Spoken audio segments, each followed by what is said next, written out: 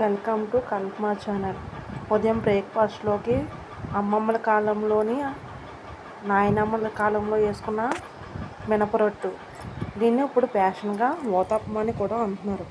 ఈ మినపరొట్టు అనేది మినపరుబ్బులో సగం వరి నూక సగం ఇడ్లీ నూక వేసుకొని మినపరొట్టు అనేది వేసుకుంటే సూపర్గా ఉంటుంది. దీంట్లో మినపరుబ్బు ఇలా ఉందని ఆలోచించకండి, అది బొత్తి మినపప్పు మాట. అయితే బొత్తి మినపప్పు కూడా చాలా బలం. దీన్ని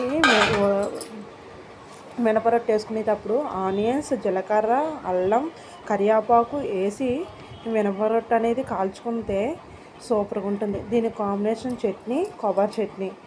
ఇది పిల్లలకి పెడితే చాలా బలం. మినపరొట్టు అనేది ఇది చాలా క్రిస్పీగా, చాలా మృదువుగా, మెత్తగా వస్తుంది. అలానే నూక ఎక్కువ వేస్తే గట్టిగా వచ్చేస్తుంది.